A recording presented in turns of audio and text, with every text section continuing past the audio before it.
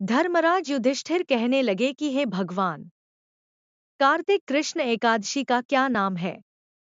इसकी विधि क्या है? इसके करने से क्या फल मिलता है? सो आप विस्तारपूर्वक बताइए। भगवान श्री कृष्ण बोले कि कार्तिक कृष्ण पक्ष की एकादशी का नाम रमा है। यह बड़े बड़े पापों का नाश करने वाली है। इसका माहात्म्य मैं तुमसे कहता हूँ, ध्यानपूर्वक सुनो। हे राजन, प्राचीन काल में मुचुकुंद नाम का एक राजा था।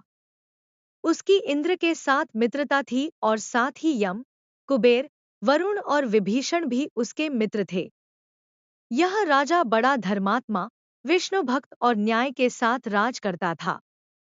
उस राजा की एक कन्या थी, जिसका नाम चंद्रभागा था। उस कन्या का विवाह चंद्रसेन के पुत्र शोभन के साथ हुआ था। एक समय वह शोभन ससुराल आया। उन्हीं दिनों जल्दी ही पुण्यदायिनी एकादशी, रमा, भी आने वाली थी। जब व्रत का दिन समीप आ गया तो चंद्रभागा के मन में अत्यंत सोच उत्पन्न हुआ कि मेरे पति अत्यंत दुर्बल हैं और मेरे पिता की आज्ञा अति कठोर है। दशमी को राजा ने ढोल बजवाकर सारे राज्य में यह घोषणा करवा दी कि एकादशी को भोजन नहीं करना चाहिए। ढोल की घोषणा सुनते ही शोभन को अत्यंत चिंता हुई और अपनी पत्नी से कहा कि हे प्रिये, अब क्या करना चाहिए? मैं किसी प्रकार भी भूख सहन नहीं कर सकूंगा। ऐसा उपाय बतलाओ कि जिससे मेरे प्राण बच सकें, अन्यथा मेरे प्राण अवश्य चले जाएंगे। चंद्रभागा कहने लगी कि हे स्वामी, मेरे पिता के राज में एकादशी के दिन कोई भी भोजन नहीं करता। हाथी, घोड़ा, ऊंट, बिल्ली, गौ आदि भी तृण, अन्न, जल आदि ग्रहण नहीं कर सकते।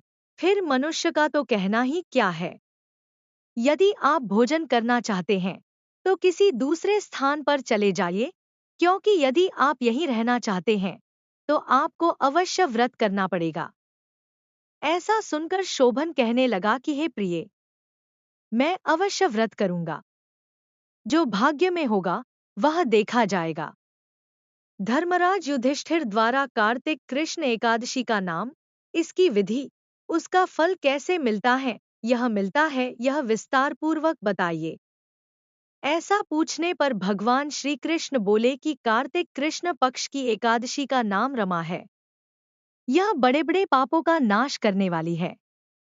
इस प्रकार से विचार कर शोभन ने व्रत रख लिया और वह भूख व प्यास से अत्यंत पीड़ित होने लगा।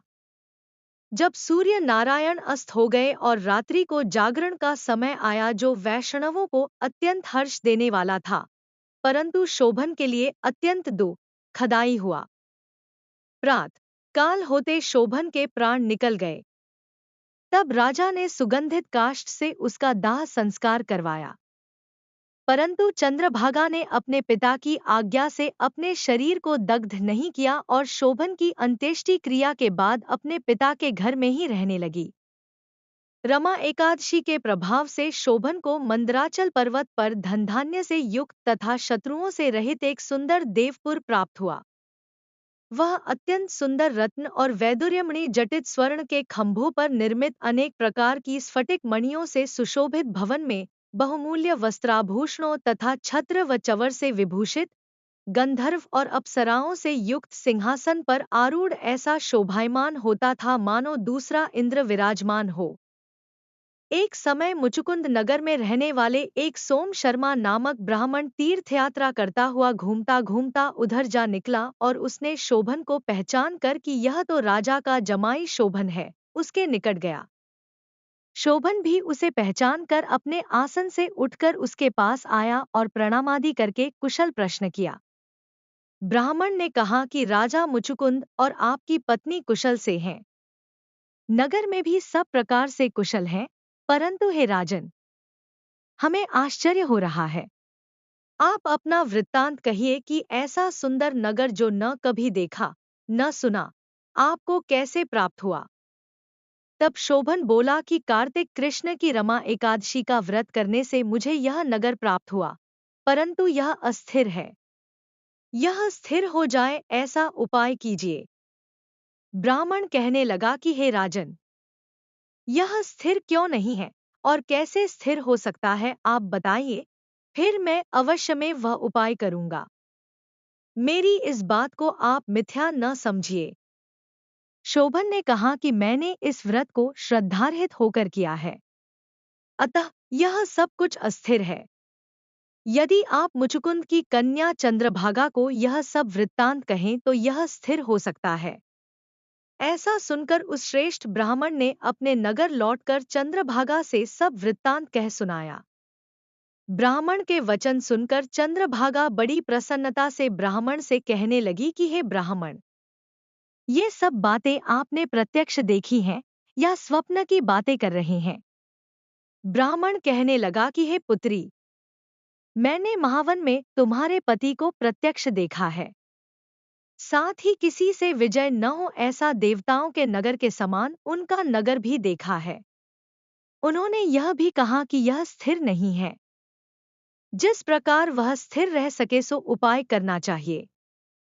चंद्रभागा कहने लगी, हे विप्र, तुम मुझे वहां ले चलो, मुझे पतिदेव के दर्शन की तीव्र लालसा है। मैं अपने किए हुए पुण्य से उस नगर को स्थिर बना दूंगी। आप ऐसा कार्य कीजिए जिससे उनका हमारा संयोग हो, क्योंकि वियोगी को मिला देना महान पुण्य है। सोम शर्मा यह बात सुनकर चंद्रभागा को लेकर मंदराचल पर्वत के समीप वामदेव ऋषि के आश्रम पर गया। वामदेव जी ने सारी बात सुनकर वेद मंत्रों के उच्चारण से चंद्रभागा का अभिषेक कर दिया। तब ऋषि के मंत्र के प्रभाव और एकादशी के व्रत से चंद्रभागा का शरीर दिव्य हो गया और वह दिव्य गति को प्राप्त हुई। इसके बाद बड़ी प्रसन्नता के साथ अपने पति के निकट गई। अपनी प्रिय पत्नी को आते देखकर शोभन अति प्रसन्न हुआ और उसे बुलाकर अपनी बाईं तरफ बिठा लिया। चंद्रभागा कहने लगी कि हे प्राणनाथ, आप मेरे पुण्य को ग्रहण कीजिए। अपने पिता के घर जब मैं 8 वर्ष की थी तब से विधिपूर्वक एकादशी के व्रत को श्रद्धापूर्वक करती आ रही हूँ। इस पुण्य के प्रताप से आपका यह नगर स्थिर हो जाएगा तथा समस्त कर्मों से युक्त होकर प्रलय के अंत तक रहेगा। इस प्रकार चंद्रभागा ने दिव्य आभूषणों और वस्त्रों से सुसज्जित होकर अपने पति के साथ आनंद पूर्वक रहने लगी। हे राजन, यह मैंने रमा एकादशी का महात्म्य कहा है। जो मनुष्य इस व्रत को करते हैं उनके ब्रह्मा हत्यादि समस्त पाप नष्ट हो जाते हैं। कृष्ण पक्ष और शुक्ल पक्ष दोनों की एकादशियां समान हैं। इनमें कोई भेदभाव नहीं है। दोनों समान फल देती हैं। जो मनुष्य इस महात्म्य को पढ़ते अथवा सुनते हैं वे समस्त पापों से छूटकर विष्णुलोक